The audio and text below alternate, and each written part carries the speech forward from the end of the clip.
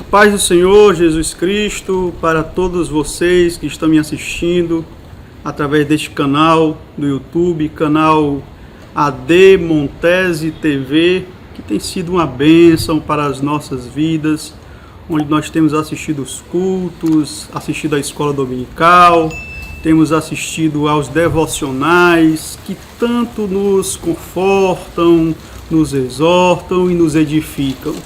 E nós estamos aqui hoje para conversar um pouco a respeito da nossa lição bíblica número 4, lição bíblica da nossa revista da Escola Dominical.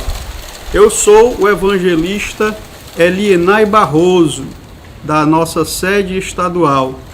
E hoje nós vamos dar prosseguimento às lições bíblicas da nossa revista, que tem como título a nossa revista trimestral, Os Princípios Divinos em Tempo de Crise. É uma revista que foi escrita pelo missionário Eurico Bergstein. Ela é uma reedição de uma revista de 1993, que a CPAD resolveu então fazer essa reedição. E dentro desta revista, Os Princípios Divinos em Tempo de Crise, nós hoje estudaremos a lição de número 4, a construção do templo enfrentou oposição. O textuário nos diz o seguinte: assim edificamos o muro, e todo o muro se cerrou até a sua metade, porque o coração do povo se inclinava a trabalhar. A verdade prática diz o seguinte: se confiarmos verdadeiramente em Deus, venceremos todas as resistências do maligno.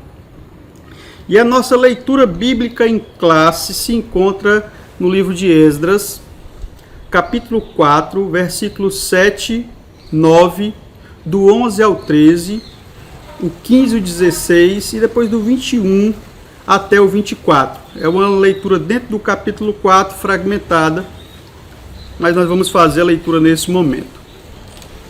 Diz o seguinte: e nos dias de Artaxerxes escreveu Bislão, Mitredate, Tabiel e outros da sua companhia a Artaxerxes, rei da Pérsia. E a carta estava escrita em caracteres aramaicos e na língua siríaca. Então escreveu Reum, o chanceler, e Sinsai, o escrivão, e os outros da sua companhia, Dinaitas, e Afarsaquitas, Tarpelitas, Afarsitas, Arquevitas, Babilônios, Susanitas, Deavitas, Elamitas. Este, pois, é o teor da carta que ao rei Artaxerxes lhe mandaram. Teus servos, os homens daquém do rio, e em tal tempo. Saiba o rei que os judeus que subiram de ti vieram a nós, a Jerusalém, e edificam aquela rebelde e malvada cidade, e vão restaurando os seus muros e reparando os seus fundamentos. Agora, saiba o rei que, se aquela cidade se reedificar e os muros se restaurarem, eles não pagarão os direitos, os tributos e as rendas, e assim se danificará a fazenda dos reis. Versículo 15. Para que se busque no livro das crônicas de teus pais, e então acharás no livro das crônicas, e saberás que aquela foi uma cidade rebelde e danosa aos reis e províncias, e que nela houve rebelião em tempos antigos, pelo que foi aquela cidade destruída. Versículo 16. Nós, pois, fazemos notar ao rei que se aquela cidade se reedificar e seus muros se restaurarem, desta maneira não terás porção alguma desta banda do rio. Para o versículo 21, que diz o seguinte: a resposta do rei: agora, pois, dai ordem para que aqueles homens parem, a fim de que não se edifique aquela cidade, até que se dê uma ordem por mim. E guardai-vos de cometerdes erro nisto, porque cresceria o dano para o prejuízo dos reis. Versículo 23. Então, depois que a cópia da carta do rei Artaxerxes se leu perante Reum e Sinsai, o escrivão, e seus companheiros, apressadamente foram eles a Jerusalém, aos judeus, e os impediram à força de braço e com violência. Então cessou a obra da casa de Deus, que estava em Jerusalém, e cessou até ao segundo do reinado de Dario, rei da Pérsia. Na lição passada, o pastor evangelista Júnior nos trouxe muito bem ministrado, muito bem ensinado, muito bem explanado a lição de número 3, que falava sobre o renovamento, aliás, o despertamento renova o altar. E hoje nós daremos sequência, ainda no livro de Esdras, a construção do templo enfrentou oposição. Sempre que nós estamos dispostos, propensos a fazer alguma coisa para o reino de Deus, nós enfrentamos oposição. E as oposições não são poucas, os adversários são inúmeros, mas nós vamos aprender na lição de hoje a maneira correta para lidarmos com essas adversidades. A maneira correta de como o cristão deve se portar quando as barreiras se levantarem, quando o inimigo se levantar, quando as forças contrárias ou o vento contrário soprar sobre o nosso rosto, o que nós devemos fazer? Qual deve ser a nossa atitude? E principalmente o que nós não devemos fazer. E o item de número 1 da lição de hoje diz que os alicerces do templo são lançados. A Bíblia nos fala, no livro de Esdras, que quando os alicerces do templo, toda a construção, ela começa nos seus alicerces, os seus fundamentos, né? Quando Esdras já tinha falado ao povo sobre a palavra de Deus, já tinha lido a lei, o povo já estava propenso, a Bíblia diz que eles eram como uma única alma, e o povo estava encorajado, o povo estava propenso a realmente fazer aquilo que Deus queria, já tinham levantado o altar já estava sendo usado para oferecer sacrifícios de holocausto, e agora vinha a parte da reedificação do templo. E foram lançados os alicerces, e dentro desse momento, né, foi criado ali um momento de cerimônia, foi feito todo um cerimonial, os sacerdotes estavam com suas vestes, eles estavam paramentados, e foi feito um momento de festa, de alegria, porque ali estava renascendo o templo do Senhor, que havia sido destruído por conta do cativeiro babilônico, quando Deus usa a Babilônia para trazer justiça ao povo hebreu.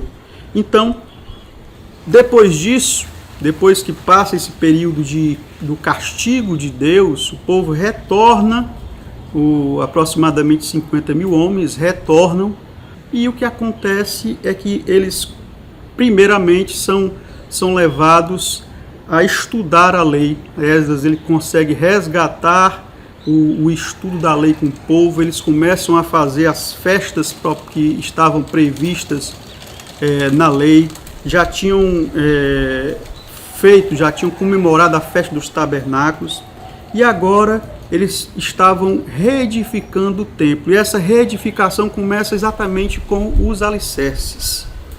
E no momento em que os alicerces foram colocados, foram concluídos, o povo que estava todo reunido, os mais velhos, diz a Bíblia, que choravam de tristeza, talvez por conta daquilo que eles lembravam, que seus pais contavam, né? De toda a história de glória dos antigos reis, por toda a história de glória de Israel. Agora aquele povo ele estava chorando, os mais velhos choravam de saudosismo e os mais novos choravam e gritavam de alegria, de júbilo. E era tão alto, era tão forte esse som que as cidades vizinhas conseguiam escutar.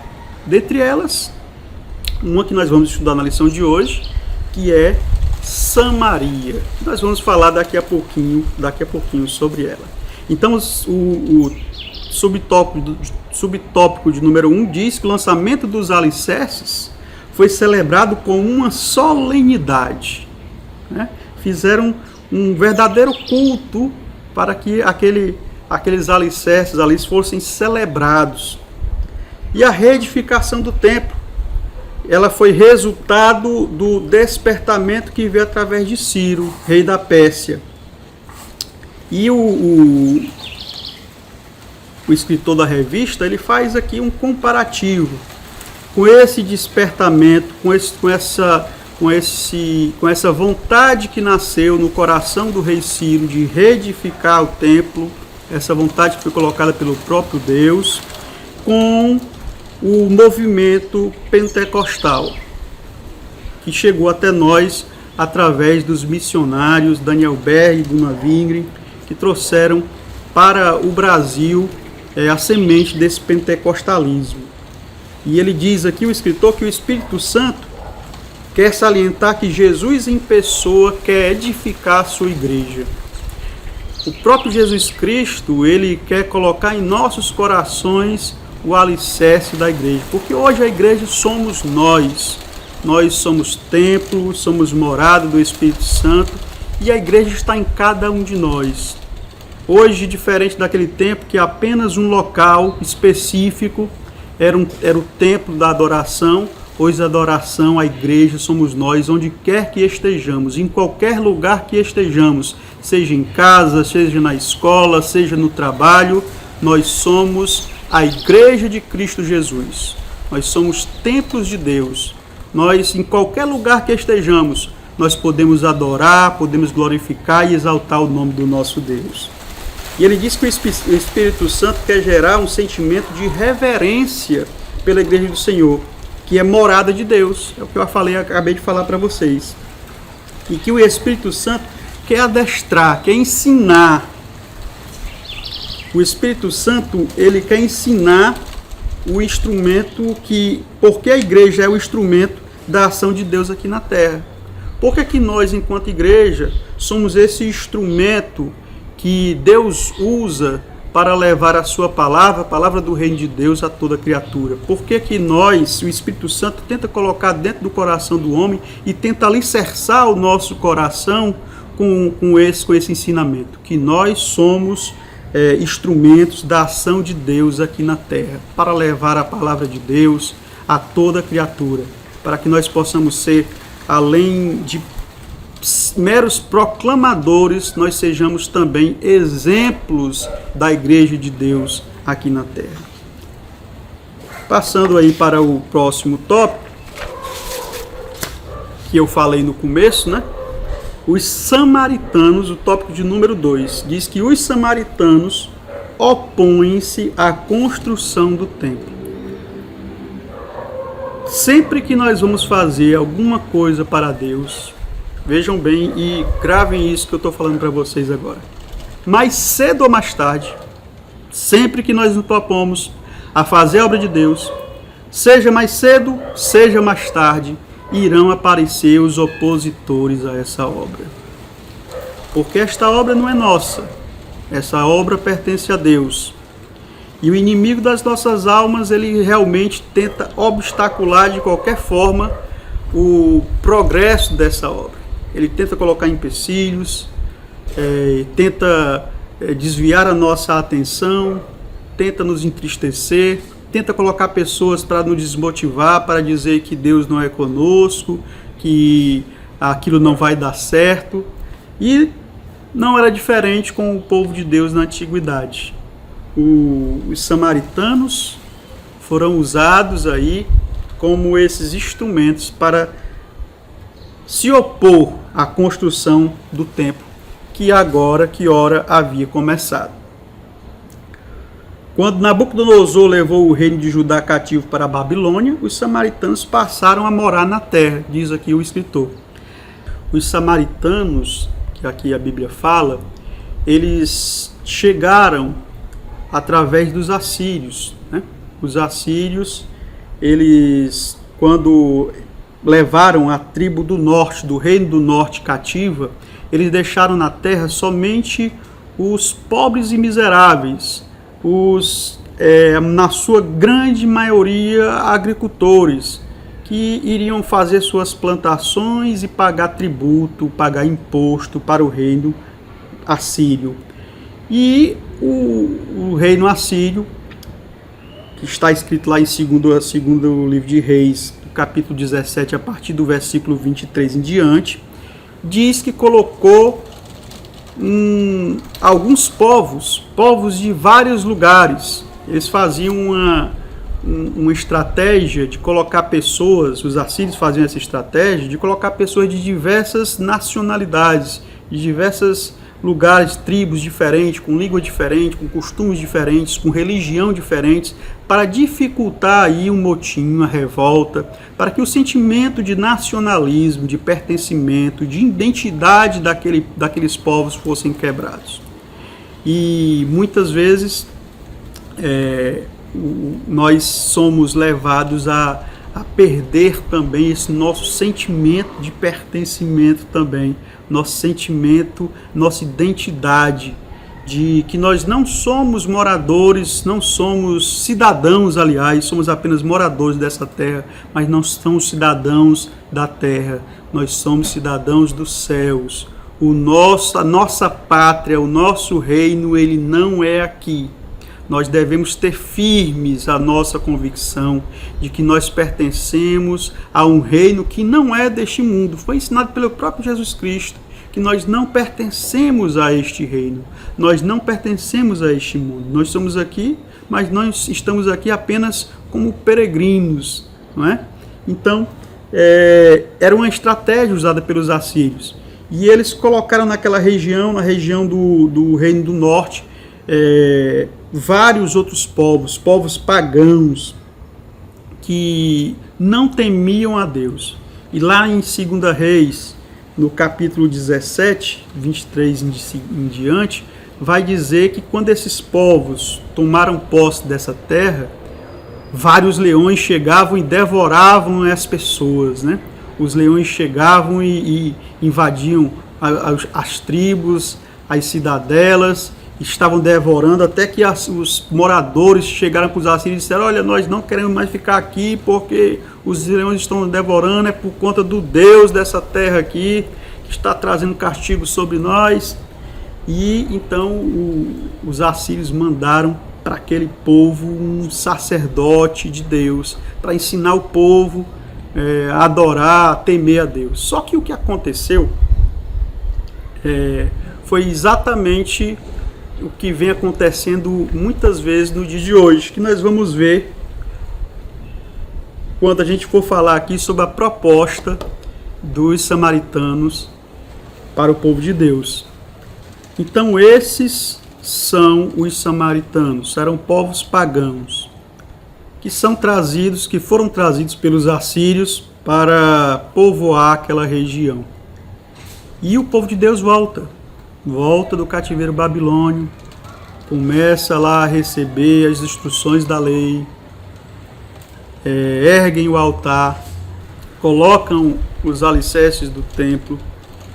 E a minha avó, ela dizia um ditado interessante, ditado popular, um dito popular que dizia, sempre que ela recebia um favor, eram dois ditados que ela gostava de dizer. Ela dizia assim: Deus te deu um bom casamento, ou então ela dizia: Deus te livre do mau vizinho.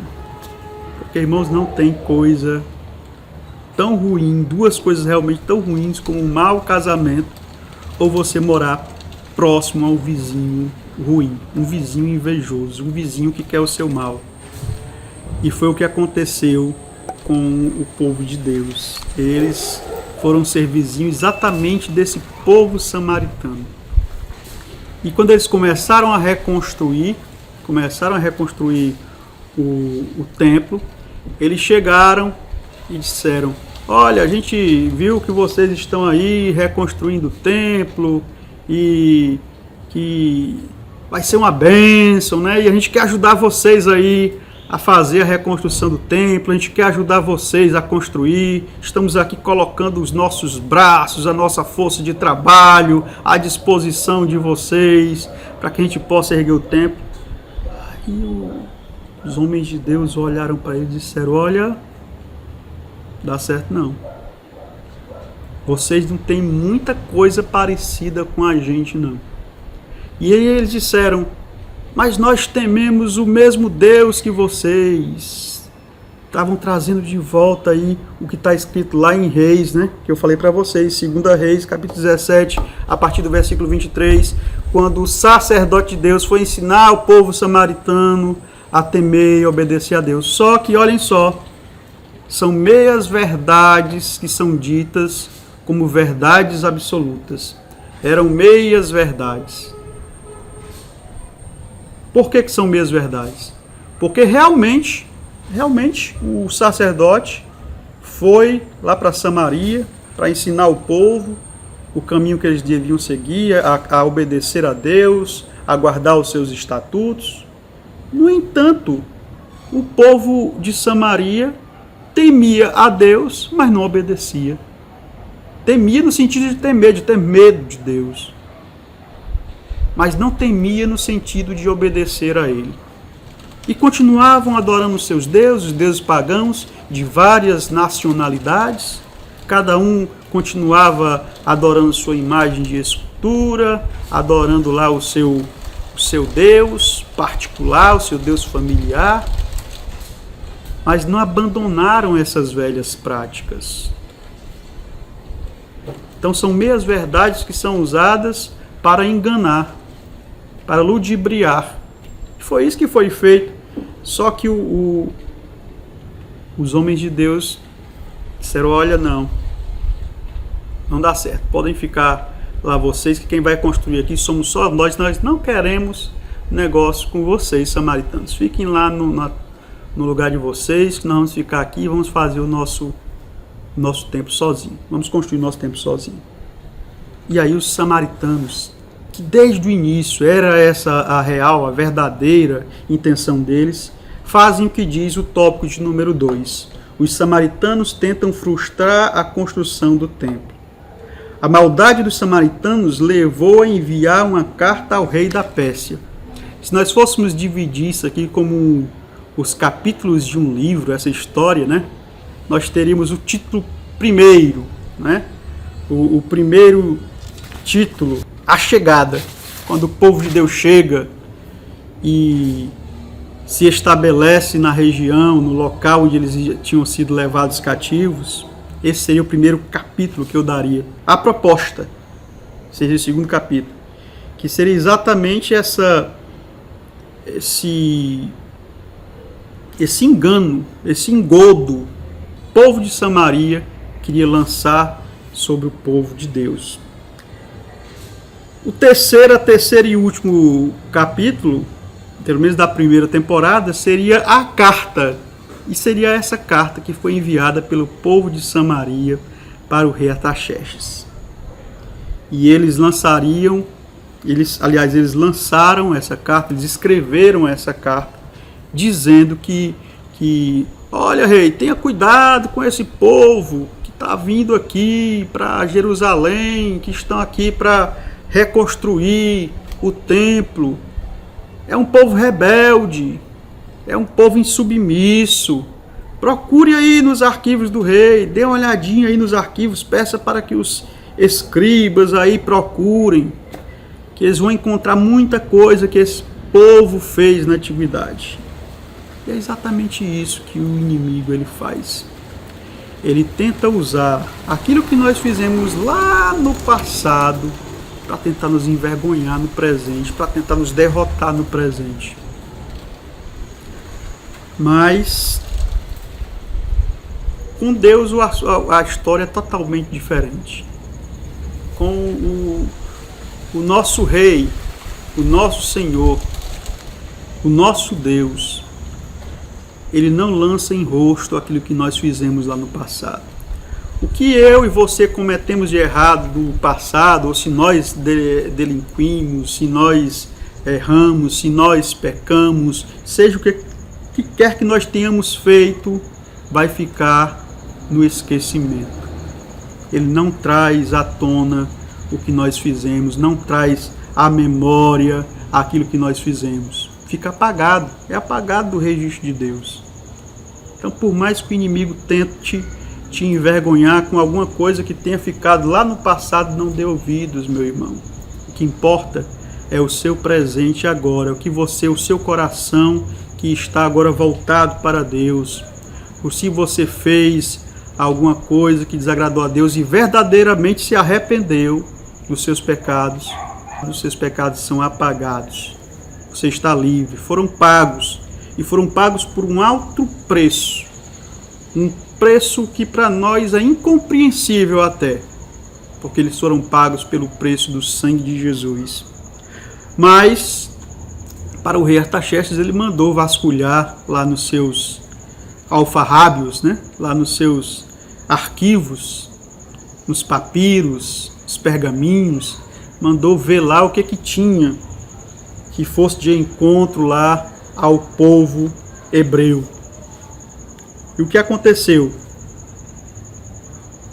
O rei encontrou que em outros tempos era um povo insubmisso, conquistador, teve reis, grandes reis, como o rei Davi, rei Salomão, e o rei realmente acatou a carta dos samaritanos. E aí, nós vamos aí entender que depois dessa carta, as coisas ficaram complicadas para o povo hebreu. Porque o rei disse que cessasse imediatamente a obra e que só reiniciasse quando ele desse a ordem. E foi o que aconteceu. E como nós lemos na leitura bíblica em classe, através de força e de violência, os samaritanos rapidamente, quando tomaram ciência do teor da carta, da resposta do rei, foram até o povo hebreu e com força e com violência eles fizeram que aquela obra cessasse. Está aqui onde nós lemos. Então, depois que a cópia da carta do rei Artaxerxes se leu perante Reum e Sinsai, o escrivão, e seus companheiros, apressadamente foram eles a Jerusalém, aos judeus, e os impediram à força de braço e com violência. Era exatamente para não deixar sombra de dúvidas de que eles estavam embasados em uma lei real, em uma ordem real. E os judeus simplesmente acataram, ficaram temerosos, ficaram com medo e cessaram de construir o templo. E aí o tópico 3, é o último tópico da lição de hoje, ele pergunta: como se explica a falta de resistência dos judeus? Por que eu e você, quando as adversidades elas aparecerem, nós não devemos simplesmente nos conformar e cruzar os nossos braços? E, principalmente, o que é que nós devemos fazer? Qual deve ser a nossa atitude? Os judeus deveriam ter ido ao rei da Pérsia para assegurar a construção. Ora, o próprio rei Ciro havia dado a ordem para a reconstrução, inclusive prevendo os meios para a construção do templo. Então eles nem sequer foram tentar uma réplica, tentar convencer o rei Artaxerxes de que uma lei superior havia sido dada, não é? Os judeus deveriam ter recorrido a Deus. A ordem superior não é nem do rei Ciro, a ordem superior é do próprio Deus, porque o Deus estava neste negócio. Mas o que faltou para Israel foi exatamente essa resistência, que que era uma resistência não somente ou especificamente de ordem espiritual. Não era pelo braço, não era pela força humana, não era um revide através de armas, não. Era uma resistência espiritual. Era realmente se prostrar diante do Senhor, orar e pedir a Deus que os ajudasse nessa empreitada. O Zorobabel, que era o chefe político do judeu, eles tinham se confiado simplesmente na sua própria força. Quando suas próprias forças se esgotaram, acabou-se o homem. Quando nós dependemos apenas de nós mesmos, nós temos uma força humana ilimitada. Quando nós dependemos ou nos arvoramos, confiamos apenas em nós mesmos, nós temos uma força minúscula, força apenas de seres humanos. Mas quando nós nos colocamos diante de Deus, colocamos as nossas limitações humanas diante de Deus e dizemos: Deus, eu sou pequeno, eu sou humano, eu sou frágil, mas Tu és um Deus poderoso, Tu és um Deus que pode tudo, que tudo pode fazer. Foi isso realmente que faltou. A falta de resistência dos judeus era de ordem espiritual, como diz o tópico de número 3. E o 4, para finalizar, o tópico número 4, diz que a reação dos samaritanos quando os judeus cessaram a obra. Tristeza dos judeus, alegria dos samaritanos. Mal sabiam os samaritanos que a história não acabava ali. Mal sabiam os samaritanos que, apesar do choro durar uma noite, a alegria ela vem ao amanhecer. E nós vamos ver nas lições seguintes que o povo de Deus ele obteve vitória. Os judeus que tinham voltado do cativeiro para construir o templo sentiram-se humilhados e tristes. Mas, passado algum tempo, eles se acomodaram com a situação e não lutaram pela continuação da construção do templo. Eles se deixaram dominar pelo desânimo. E o desânimo ele foi levando à mesmice, ao passar dos dias, à zona de conforto, e eles foram se acomodando, e depois disso, nada de construção do templo, pelo menos para aquele povo. Alguns conformaram-se pensando que talvez ainda não era a vontade de Deus. É o que a gente diz, quando a gente encontra um obstáculo, a gente acredita que não, se não está dando certo é porque não é a vontade de Deus. Quantos de nós já não fez isso, né? Se não está dando certo é porque Deus está me dando aqui se não deu certo a gente fazer aqui a construção do templo, é porque Deus está dizendo que não é o momento certo. Será que não é o momento certo de Deus? Ou que nós é que realmente estamos assustados, estamos acomodados? Será que a vontade de Deus é realmente essa? Ou será que nós estamos colocando os nossos interesses, o nosso bem-estar, né? Está se sobrepondo aí à vontade de Deus. Irmãos, para finalizar a nossa lição de hoje, que nós possamos usar este exemplo, como eu falei no início, o exemplo do povo judeu, para que nos momentos de incerteza das nossas vidas, no momento em que as barreiras elas forem muito altas para nós transpormos por nós mesmos, que nós possamos acreditar e confiar que nós temos um Deus que é o Deus do impossível. Ele é um Deus que para nós é impossível, para Ele é totalmente possível. Para Ele não é obstáculo algum. Que para nós são grandes montanhas, para Ele não passa de uma planície. Para Ele não passa de um caminho fácil de caminhar. Então, se a dificuldade de caminhar para você é grande, se está difícil, se pessoas têm se levantado para tentar dissuadir a sua fé, tentar fazer você fraquejar, fazer você retroceder na sua fé, que você possa acreditar que o nosso Deus não é um Deus que lança em rosto aquilo que nós fizemos. Se houve um arrependimento, realmente um arrependimento com convicção, um arrependimento verdadeiro de nossa parte, o que importa para Deus é o doravante. O que vai acontecer a partir de agora, a partir do seu arrependimento, é uma nova vida, é um novo nascimento, é o homem nascer de novo. E não importa o que os samaritanos vão falar, que vão usar meias verdades para tentar jogar uma mentira, eles vão usar o que você fez no passado para tentar te derrotar, eles vão usar tudo possível, tudo que eles têm em mãos, para que consigam fazer com que você desista da sua caminhada, desista da obra de Deus, desista de fazer a obra de Deus aqui na terra.